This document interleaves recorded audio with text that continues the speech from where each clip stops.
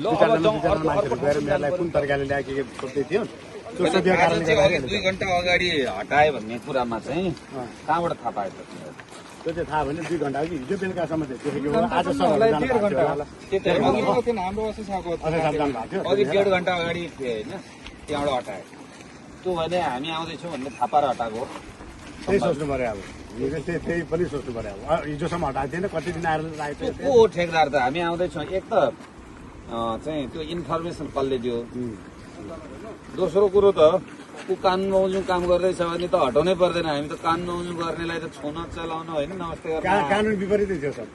हो मेयरसँग कुरा बुझ्दा पनि कानुन विपरीत हो यो मैले ल्याउनु भनेको होइन म काठमाडौँ गएको बेला माननीयजीसँग पनि भेट भएँ म काठमाडौँमै थियो त्यतिखेर एकदम ल्याएर झारेछ झारेपछि मैले लु यो एकदम यहाँ हुँदैन यो कानुन विपरीत कुरा हो यो मेसिन तपाईँले लिएर उठाएर तुरन्त लानु भनेपछि 1-2 दिन राख्यो त्यसो भन्दा पनि अनि अब तपाईँहरू आउनु भएर थाहा पाएर उठायो के गर्यो तर आज चाहिँ उठायो अनि त्यो गर्यो भने मेयरले भने टेरेन भने सम्बन्धित निकायमा चिठी लेखेर चाहिँ यो ठाउँमा यो मान्छेले यस्तो गैर कानुनी काम गर्यो आवश्यक कारवाही गरी पाउँ मेरो निर्देशन मान्न भनेर लेखेर पठाउन सक्दैन रे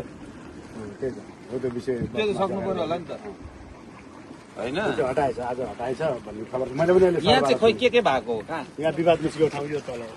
राज्यको लगानीमा रुख रोपिया रहेछ यहाँ बकैदा मसँग भेटियो छ यो पोहोरको साल पनि मसँग झगडा भएर वनका साथीहरूलाई बोलाएर सबै कुरो गरेको अब अहिले पनि सदा वन ऐनले त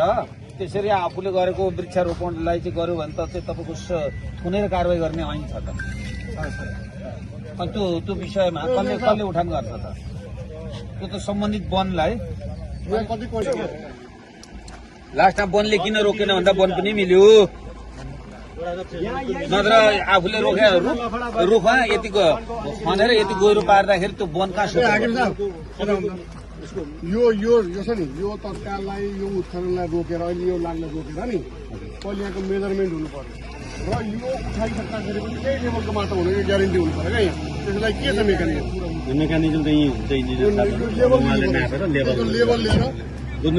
पहिलो कुरो त्यहाँबाट बढी उत्खनन भयो भने त्यो मेजरमेन्ट हुनु पर्यो त्यसपछि यहाँबाट घाटघाटीबाट उठाएको यो विषय छ नि यो पनि तल कोपेर लानु दिनु भएन तर सुन्नुहोस् यसलाई त्यतिन्जेलसम्मका लागि रोक्नु पर्छ कि पर्दैन भन्नेहरूले निर्णय गर्ने फेरि त्यो चाहिँ मैले बोल्ने मेरो अधिकार होइन के मैले चाहिँ आफ्नो अधिकार भन्दा 1 इन्ची पर जान्न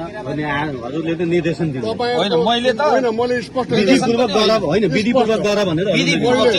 अनुरोध गरे मैले बोल्न मिलो यो विषयमा म बोल्छु खोलामा तोकिएको ठेक्का भन्दा बढी उत्खनन भएको छ कि छैन त्यो मेजरमेन्ट गर्ने समय र यो माटोको लेभल लिने समयसम्म यसलाई रोकेर गर्नु छ रोक्नु भनिसकेपछि रोकेर मेजरमेन्ट गरेपछि मात्रै खुसाउनु फेरि यो रोक्यो भनेर बेलुका रातभरि खुसाउँदै भन्ने चाहिँ नहोस् है स्थानीयहरूको रोबरमा त्यो नापेर चाँडै सक्दैन काम नापिएर जानु भएर तपाईँको भन लागेन भन्ने कुरा यस्तो गहिरो पनि खनिनु भएन क्या यस्तो गरेर खन्नु त्यही त भन्न खोजेको अब यो ठाउँ भयो यो सरको निर्देशन भयो अर्को ठाउँ जाउँ साथीहरू आदेश हो यो होइन सिडिओ साहबले दिनुभयो यसलाई कार्यान्वयन गर्नु उठ्दाखेरि यसको लेभलमा